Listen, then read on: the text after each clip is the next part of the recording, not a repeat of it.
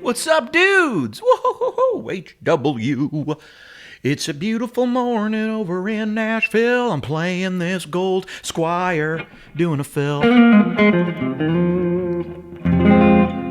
Hey, not a bad lyric. Not my best, to be honest with you. What's up, dudes? Beautiful morning over here in Nashville, just sipping on the coffee. Oops, actually slightly after 12. Playing the Dumble Watt 1-2. HW, I don't see the Dumble Watt on your website. What is that? Time will tell. Haven't put it out yet. But always working on stuff. Always working on just stirring the tone pot over here, if you will. Stirring the tone pot. And pretending that I know how to play jazz. Well, I guess.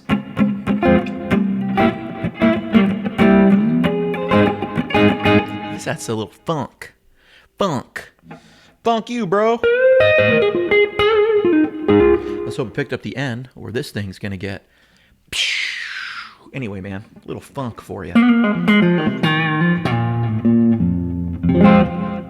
I dig it.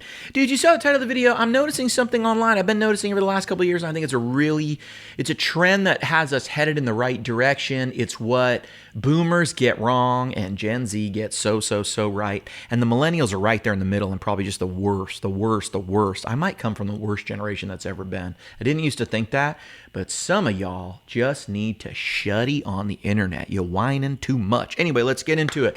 The boomers. Man, I feel like the boomers just...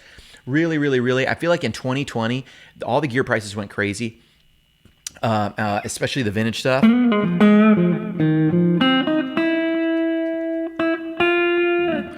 And it's just like, it was that peak, it was the last hurrah of the boomer nostalgia that was like, you know, whatever was great in the heyday of rock and roll, whatever gear was great when rock and roll was great, that's the greatest gear of all time.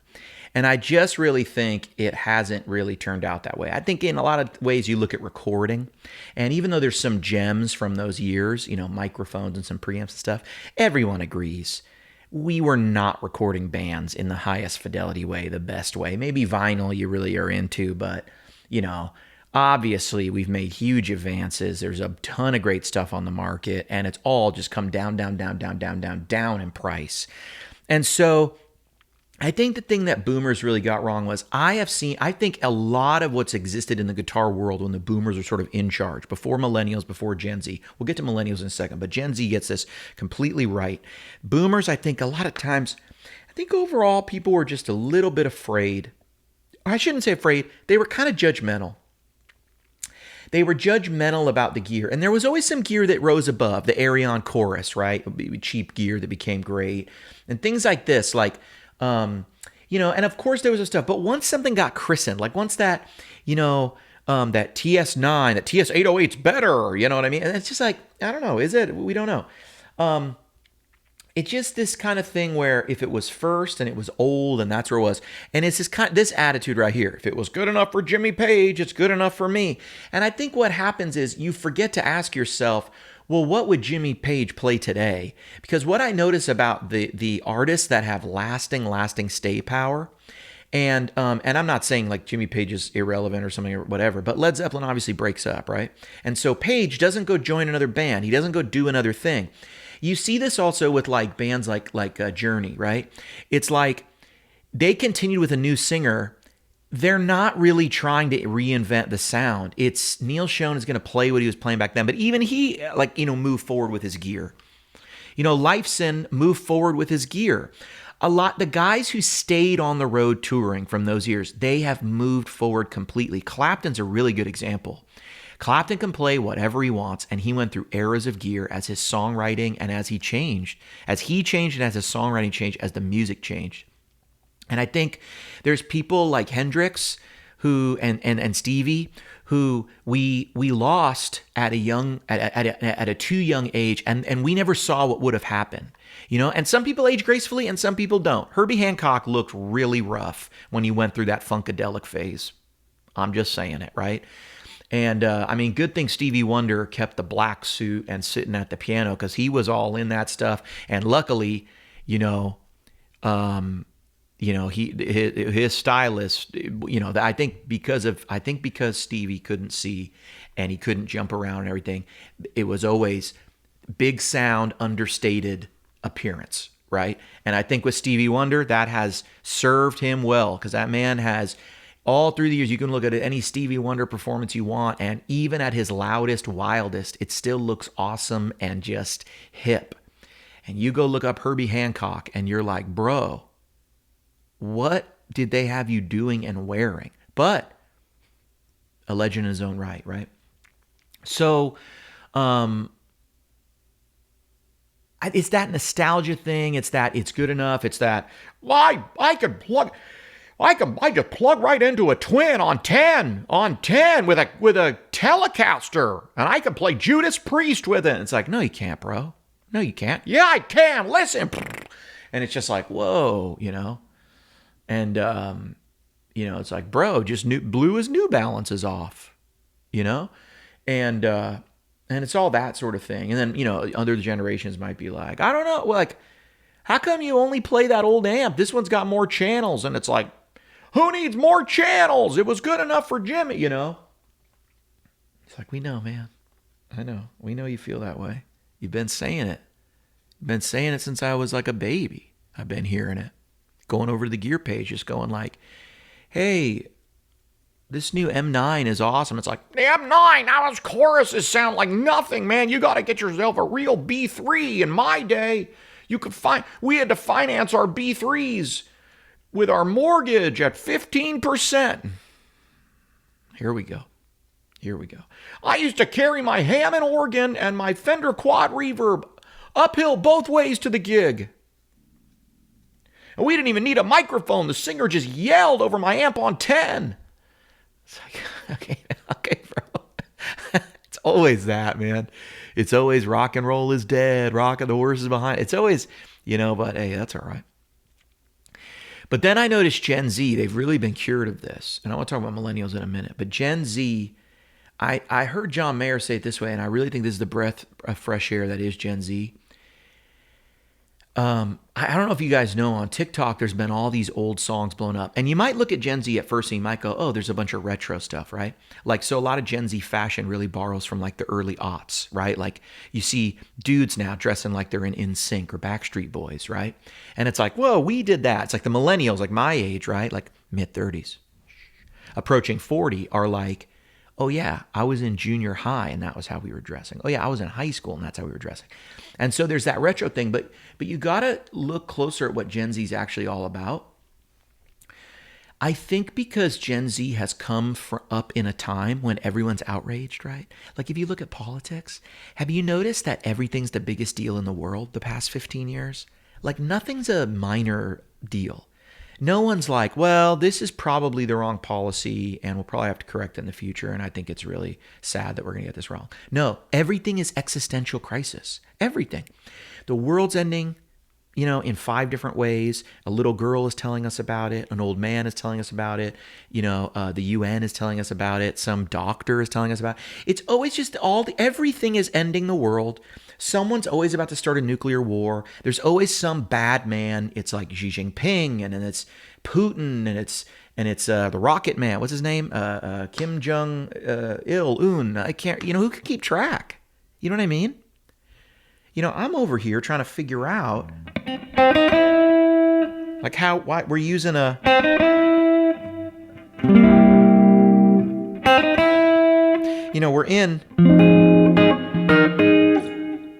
in F minor, and all of a sudden we're like, you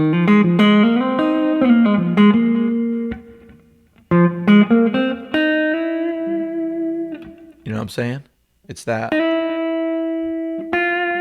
I'm just trying to find those little like beautiful tension points, and like really follow the.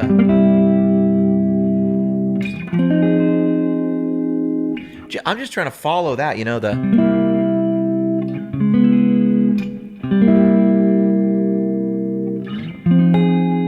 There we go. That's all I'm trying to do. I don't know who's the existential crisis in the world. I don't know what sea level's doing. I don't know any of this stuff, man. Everybody's just so up in arms all the time. And it's like, you know what I actually think? I think in like 2 years, the world will mostly look like it does right now. Some things will be different, but a lot will be the same.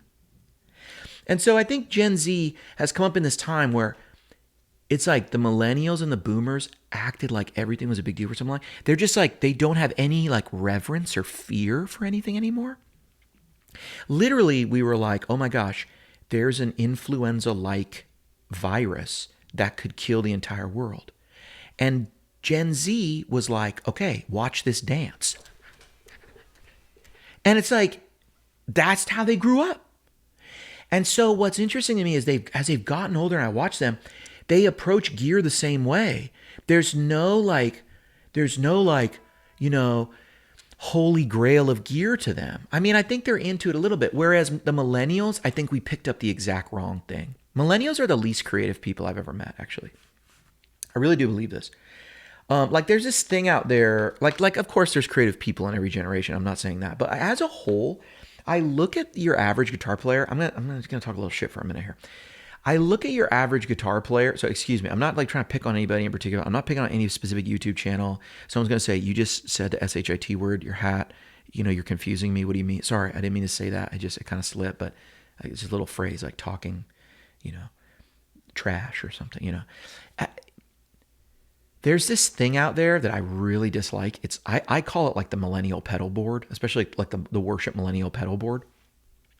And it's the Strifecta, it's the Maris thing, it's the King of Tone, it's the Klon KTR, it's the whatever this drive and that drive and whatever esoteric thing that you've never heard of is, and it's all the really dramatic lighting where all the lights are off. And I'm always just like, hey, why don't you guys turn the lights on? You don't live like that. I've been to your house. Your lights are not, you know what I mean?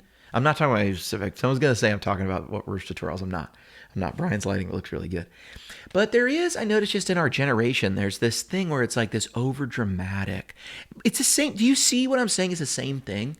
The world's ending.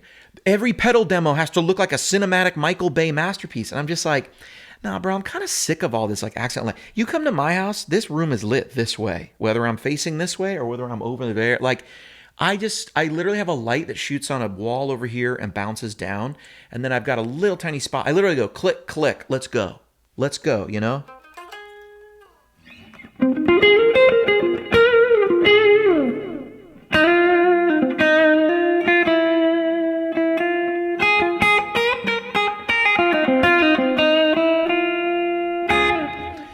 And I think though what's happened is we don't have enough. It feels like there's not a lot of millennial, like in just the millennial milieu, there's not a lot of just like fly by the seat of your pants, do whatever works for you.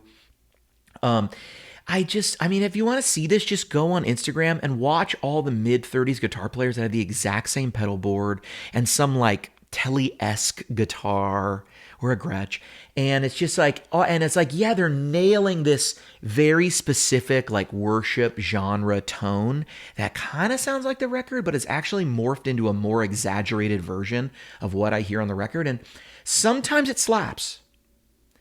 But usually it just comes across a little bit like, oh my God, we don't realize we're the new blues lawyers. You know what I mean? And when I moved to Nashville, I noticed something. The working guys all were like, they just had stuff that wasn't like internet approved. And I'm like, oh, so you like that? And they're like, yeah, I guess, sure. I haven't really tried a lot of other things, to be honest with you. And it'd be like their chorus or their tremolo. And you'd talk to them and you'd realize sometimes you'd be talking to someone and they'd be like, oh yeah, man. Well, I love that pedal, the Boss TR2. And you'd be like, oh, have you ever tried this? They'd be like, no. Have you tried this? No. Or just, no. No, that just sounds like a tremolo. And then you'd talk to them and you'd realize, oh, like maybe 1 million people have heard them play that tremolo live, cumulatively. Like they're playing big enough places. It's like maybe the cumulative attendance of their career is over 1 million people have heard them. And then you just go, right. You know, or it's like, or you see, every now and then you see these things that really, to me, like bring you back to reality. Like there's an old video where Sean Tubbs is putting together a pedal board so that he can play at the Grand Ole Opry, right? And I love everything about the video because he's describing how he says it in a way it's like, well, if you've ever played at the Opry, you know. And it's like no one knows because they have never played the Opry. But people in town, I know tons of people who have played at the Opry, right? I've struggled to find parking at the Opry.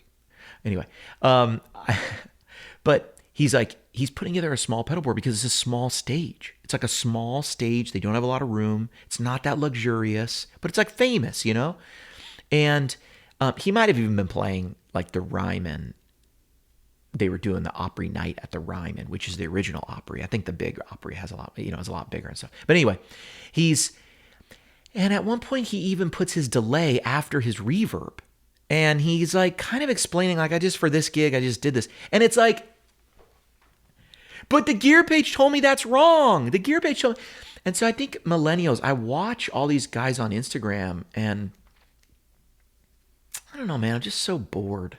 Just so bored of like the whole, I'm like, I don't know. I'm kind of like this. I'm like, did really nobody ever make anything? I don't think it's that nobody ever beat the timeline in the Big Sky. I think it's just that they just didn't care anymore. Like, I think it's that the millennials just kind of went like, I don't know, this is the approved thing. And it's almost like they got caught. What I liken it to is like, when you get to that age where you stop, like your fashion gets more and more current and it stays on trend. And then all of a sudden you get to an age where you never change your fashion. And then 30 years goes by and you're an old person who dresses like it was 30 years ago because you hit that age where it froze. That's where I'm at. You know what I mean? I'm going to die in ankle socks, dudes. Okay. I got the ankle socks right now. Yo, Gen Z, you can have it, dude. You can pull those socks up as high as you want. I ain't doing it. I think what all the generations have in common is we have a distance we've negotiated between the end of our shorts and our socks. And for millennials, that distance shifted down the leg. And then for Gen Z, they're like, we're going to shift this up the leg. Shorts are going to get shorter. Socks are going to get higher. And we'll see what happens in the future. You know what I mean? I think that, you see what I'm saying? It's just a traveling, it's a shift. It's a generational shift. The great generational shift of short to sock, leg exposure is right there. And I think in the same way that your fashion at some age stops moving forward, you go, this is how I dress, this is how I look, this is how people my age do it. We're not in with that young thing anymore. We're not getting any hipper. I think that has happened to the millennial tone. There's such a resistance to like try new things and I just want you to know this. And I don't want you to know this. You do whatever makes you happy. If the trifecta and the klon and all the cliche stuff makes you the most happy, great. If you don't have one pedal though on your pedal board, let me say this. I really respect the heck out of people who have that one pedal on their pedal board that's just like not the approved pedal. People say, oh, it's got a tone suck in it. It like, it sucks your tone and makes it like dark or, it's this or that or like, what's this builder or like, where'd you get this? If you don't have one pedal, I just go like, do you really not have it? Or did you just, for some reason, are you just chronically online and they weren't talking about it? And so it like went away from your perspective, like your mind. I think if you have that one thing, you do that one thing, that one trick, that one I do it like this, it's different than other people, then I go, this guy's onto something. He's figuring out what works for him. You know what I mean? And I think that just tells you it's really good to do that, to get outside the box and break some rules. It's good for you as a creative. It's good for you as a musician. It's good for you as an artist, whatever the heck any of those words mean. I think it's good for you as a person. because you're created to create, man. You're created. Human beings have a natural inkling to like want to create some stuff, right? Whether it's like just the way you arrange the rocks in your cave or like whatever, grandiose thing you're working on. So I really just think I think it's a real move for the positive that I see, and where we see this, right? I think too, like Gen Z, I see them trying things without the permission, right? Like John Mayer gave people the permission to like certain pedals again all of a sudden. It's like, oh, John likes the TS10. Now we can all like love the TS10. And like all of a sudden you hear all these differences, right? And like, oh, John uses this. And it's like all of a sudden we have permission to like that. Some artists use it. You see that right now with that JHS preamp that just came out, like the Tascam thing, the 424, obviously. And I see all these guys, these millennial guys who all of a sudden they're like, how to work in direct guitar tones in your worship set. And it's like, cool. You know, it would have been cool if you had thought of that. I don't know. Try something just try anything that you thought of that no one showed you how to do that isn't hip right now. You will never ever see me trying to get McGee tones in worship. Not for the any reason that like it can't be cool. Probably could work really well and could be cool. I think it's a cool sound. I just have I don't have any desire to chase that stuff.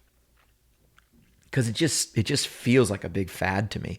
And by the way, that's nothing against the pedal or JHS. I think that's cool. I mean, every pedal maker, I think that's kind of their job, to look at a trend and jump on it and go, check this out. This is a cool thing that guy's doing. And it is a really cool thing he's doing. The thing that kind of strikes me as uncool is the next thing where everyone's like, I really got to get that and try it because that guy did it. And there's a little bit of that I sound pretentious, I know. And it's like, of course, do people inspire you? I'm just saying this. Be inspired. Do it.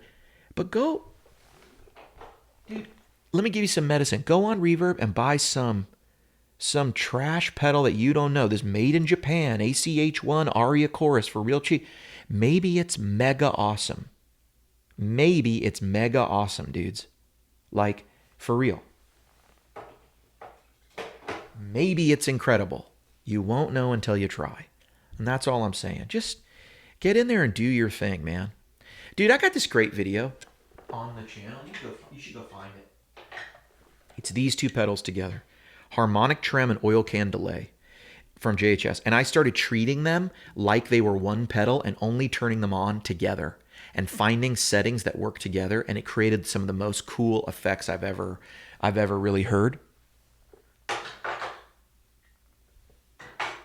And there's a video of it on the channel. You should go find it because it's awesome. HW, I'm out of here.